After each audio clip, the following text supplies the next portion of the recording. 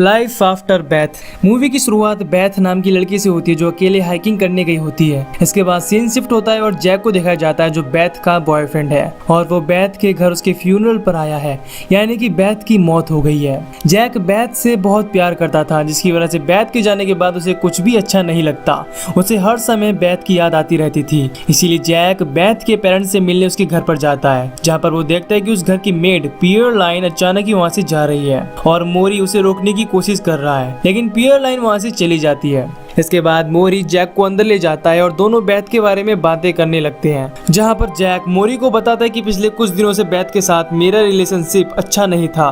फिर दोनों एक साथ चेस खेलने लगते हैं, लेकिन जैक उस पर भी फोकस नहीं कर पाता। इसके बाद वो अपने घर जाने लगता है, तब बेथ की मामू से बेथ का एक स्कार्फ देती है, जिसके बाद जैक अपने घर आ जाता है। अब जैक डेली बेथ के घर जाने लगता है और उसके पेरेंट्स के साथ टाइम स्पेंड करने लगता है, लेकिन जैक के पेरेंट्स को अच्छा नहीं लगता क्योंकि वो बेथ के बारे में कुछ ज्यादा ही सोच रहा था। ऐसे ही एक दिन जब वो बेथ के पेरेंट्स से मिलने जाता है, उसे घर के अंदर से कुछ आवाजें सुनाई देती हैं। इसके बाद जैक मोरी और जीनी से दरवाजा खोलने के लिए बोलता है, लेकिन उसे वहां कोई भी रिस्पॉन्स नहीं मिलता। इससे जैक बहुत परेशान हो जाता है और एक विंडो से घर के अंदर झांकता है, जहाँ पर बेथ उसे घर के अंदर दिखाई देती है। उसे वहां देखकर जैक हैरान हो जाता है और दरवाजा खोलने के लिए बोलता है, लेकिन कोई भी दरवाजा नहीं खोलता। तभी जैक का भाई कायल वहां आ जाता है जो एक सिक्योरिटी ऑफिसर है।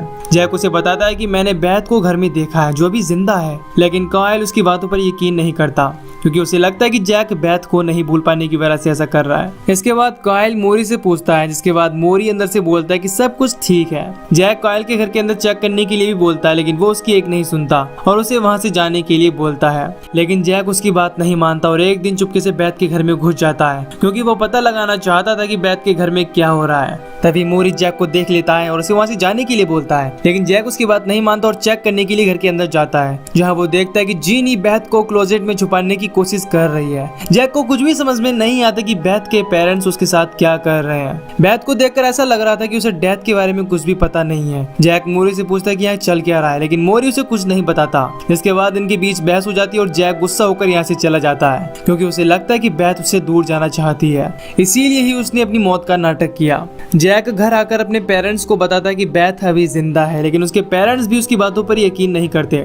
अगले दिन जैक बेथ की कब्र के पास जाता है, जहाँ पर उसे बेथ की कब्र में एक बड़ा सा होल दिखाई देता है। इसे देखने में ऐसा लग रहा था कि बेथ कब्र को तोड़कर उसमें से बाहर निकली है। इसके बारे में बात करने के लिए जैक मोरी से मिलता है। इसके बाद मोरी उसे बताता है कि जब तुम चेस खेलने के बाद यहाँ से चले गए थे, उसके कुछ देर बाद ही बेथ घर पर आई थी, लेकिन मुझे ये नहीं पता कि वो जिंदा कैसे हुई। जैक को भी कुछ समझ नहीं आता। तभी जीनी भी यहाँ आ जाती है, फिर तीनों के बीच बहस होने लगती है, जिसके बाद बेथ भी यहाँ आ जाती है और जैक को यहाँ देखकर खुश हो जाती है। इसके बाद वो जैक से बात करने के लिए अपने साथ ले जाती है। वहाँ बेथ जैक से पूछते कि तुम इतना अजीब बिहेव क्यों कर रहे हो, लेकिन जैक अभी बेथ से डरा हुआ था। वो बेथ से पूछता है कि पिछले हफ्ते जो कुछ हुआ क्या उसके बारे में तुम्हें याद नहीं।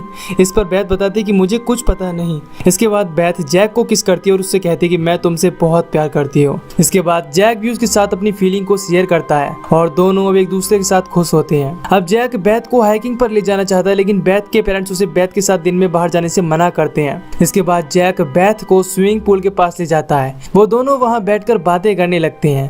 तभी जैक की नजर बेथ के जख्मी पैर पर पड़ती है, जो किसी ज़ॉम्बी जैसे इन्फेक्शन लग रहा था। इस पर जैक उससे पूछता है कि तुम मुझे खाना तो नहीं चाहती। तभी बेथ भूल जाती है कि वो किस टॉपिक पर बात कर रही थी। जैक को ये बात बहुत अजीब लगती है। इसके बाद दोनों एक दूसरे के साथ काफी अच्छा टाइम स्पेंड करते हैं और जैक अपने घर चला जाता है। अगले दिन जैक जब बेथ से मिलने जा रहा होता है, तभी वहाँ पर एक पोस्टमैन आता है जो जैक को बहुत सारे लेटर देता है और यहाँ से चला जाता है। जैक ने अपने स्कूल टाइम के बाद उस पोस्टमैन को कभी नहीं देखा था, इसीलिए उसे अचानक देखकर बहुत अजीब लगता है। इसके बाद जैक मोरी से मिलता है। वो उससे बोलता है कि हमें बेथ को उसकी मौत के बारे में बता देना चाहिए, लेकिन मोरी जैक को ऐसा करने से मना करता है क्योंकि वो बेथ को परेशान नहीं करना चाहता। तभी बेथ वहां आती है और जैक को हाइकिंग पर चलने के लिए बोलती है।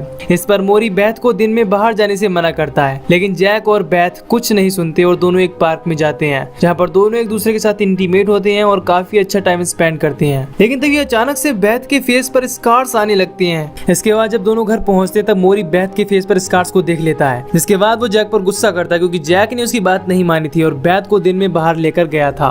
तब जैक कहता है कि हमें बेथ को सब कुछ बता देना चाहिए। इस पर मोरी और जैक के बीच में बहस होने लगती है और मोरी जैक को यहाँ से जाने के लिए बोलता है। इसके साथ ही वो उसे बेथ से दूर रहने के लिए भी बोलता है, लेकिन जैक मोरी की बात नहीं मानता और अगली रात मोरी से छुपकर बेथ से मिलता है। इसके बाद वो उसे सरप्राइज देने के लिए बीच पर ले जाता है, जहाँ पर जैक बेथ के लिए गिटार बजाकर गाना गाने लगता है। लेकिन अचानक से बेथ का मूड चेंज हो जाता है क्योंकि वो जैक के गाने से इरिटेट हो रही थी। इसके बाद वो गुस्से में आकर तोड़ फोड़ करने लगती है, लेकिन वो फिर से नॉर्मल हो जाती है। इसके बाद जैक शांत कराने जाता है, लेकिन बेथ फिर से एग्रेसिव हो जाती है और जैक को उठाकर फेंक देती है। लेकिन जैक उसे किसी तरह शांत कराता है और अपनी कार में लाकर बिठाता है। तभी वहाँ रेडियो पर एक म्यूजिक बजने लगता है, जिसे सुनकर बेथ बिल्कुल रिलैक्स हो जाती है। इसके बाद जैक उसे उसके घर पर ले जाता है, जहाँ पर बेथ उसके साथ इंटीमेट होने के लिए बोलती है, लेकिन जैक उसके अजीब बिहेवियर की वजह से उसे मना कर देता है। जिसके बाद बेथ जैक के साथ जबरदस्ती इंटीमेट होने की कोशिश करने लगती है। फिर जैक किसी तरह बहाना बनाकर वहाँ से बाहर निकल जाता है। अगले दिन जैक एरिका से मिलने एक रेस्टोरेंट में जाता है, जो जैक के बचपन की दोस्त है और उसको जैक की मॉम ने यहाँ पर बुलाया था,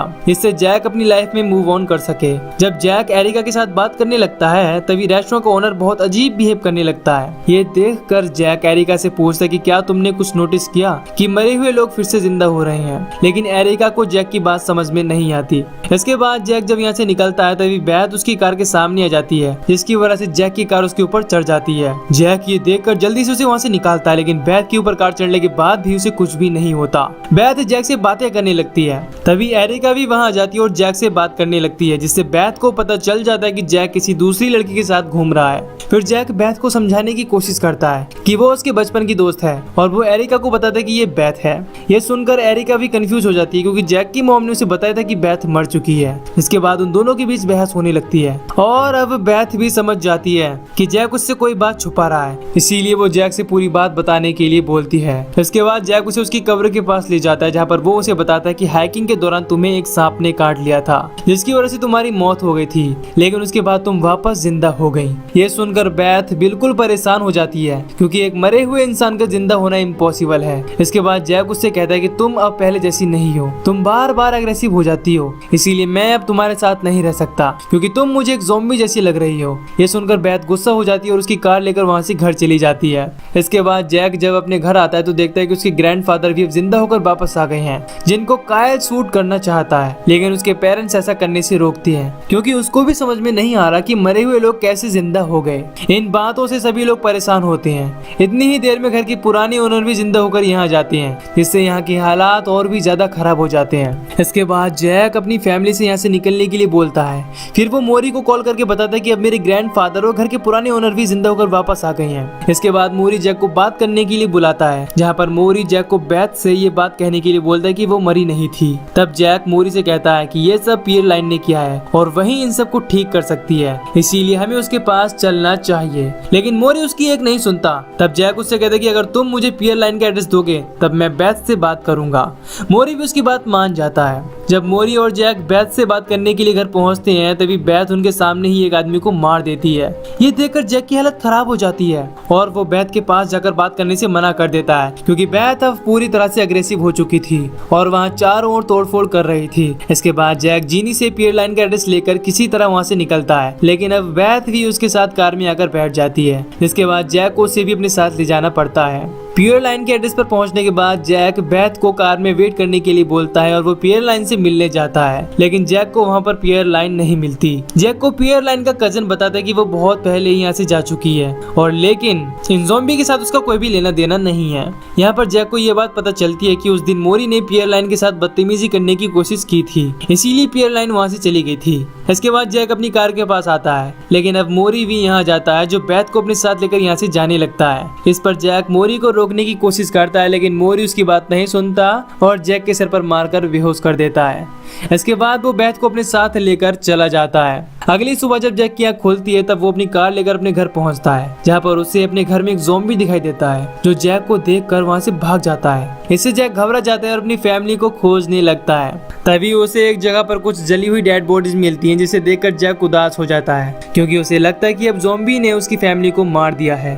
इसके बाद वो अपना कुछ जरूरी सामान लेता है और अब बेथ के घर पहुंचता है, जहाँ पर उसे मोरी की कार में खून दिखाई देता है। इसके बाद जैक घर के अंदर जाता है, वहाँ पर वो बेथ और उसकी मॉम को देखता है जो बेथ को माइक्रोवेव से बांधकर अपना हाथ काटकर उसे खिला रही थी। ये देखकर जैक वहाँ पर जाता है और जीनी से मोरी के बारे में पूछता है। तब जीनी उसे बताती कि बेथ ने मोरी को मार दिया है। इसके बाद जैक जीनी को वहाँ से जाने के लिए बोलता है और कहता है कि अब मैं बेथ की देखभाल करूंगा। पहले तो बेथ जैक को देखकर अग्रेसिव हो जाती है, लेकिन अब जैक उसे अपने साथ हाइकिंग पर ले जाने के लिए बोलता है और इससे बेथ शांत हो जाती है। इसके बाद बेथ उस माइक्रोवेव को लेकर ही खड़ी हो जाती है, जिसके बाद जैक उसके साथ जाने के लिए निकलता है। तभी कायल वहाँ आ जाता है और बेथ को शूट करने वाला होता है, लेकिन जैक उसे ऐसा करने से रोक लेता है। इसके बाद जैक कायल से पूछता है कि मॉम और डैड के साथ क्या हुआ। इसके बाद कायल उसे बताता है कि दोनों यहाँ से सुरक्षित बाहर जा चुके हैं। इसके बाद कायल उसे बताता है कि तुमने घर पर जो डेड बॉडीज देखी थी वो ज़ॉम्बीज की डेड बॉडी थी, जिनको मैंने शूट करके मार डाला था। इसके बाद कायल जैक को अपनी गन दे देता है और बेथ को शूट करके मार देने के लिए बोलता है। इसके बाद जैक बेथ को हाइकिंग के लिए ले जाता है, जहाँ पर वो बेथ से कहते हैं कि मैं तुमसे बहुत प्यार करता हूँ। इसके बाद वो गन निकाल कर बेथ को शूट कर देता है, जिससे बेथ माइक्रोवेव के साथ ही खाई में गिर जाती है और उसकी मौत हो जाती है। लेकिन जैक बहुत अपसेट हो गया था क्योंकि आज उसे खुद अपने हाथ से अपने प्यार को मारना पड़ा। इसके बाद जैक अपनी फैमिली से मिलने जाता है और सबको जिंदा पाकर बहुत खुश होता है। फिर जैक को उसके पेरेंट्स सॉरी बोलते हैं क्योंकि उन्होंने इस पर यकीन नहीं किया था। इसके बाद जैक एरिका से मिलता है जो अपने ग्रैंडफादर को मारने के बाद सदमे में थी। अगली सुबह जैक बेथ और मोरी के कब्र पर फ्यूनरल देने जाता है, जहाँ पर वो एरिका के साथ डिनर करने निकल जाता है, जो अब उसकी नई गर्लफ्रेंड बन चुकी है। और ये मूवी यहीं पर खत्म हो जाती है। तो दोस्तों, अगर आपको इस मूवी की एक्सप्लेनेशन पसंद आई हो तो वीडियो को लाइक और चैनल को सब्सक्राइब कर दीजिए। बाकी मैं मिलूंगा आपसे न्यू वीडियो में। Till then take care, love you, bye bye.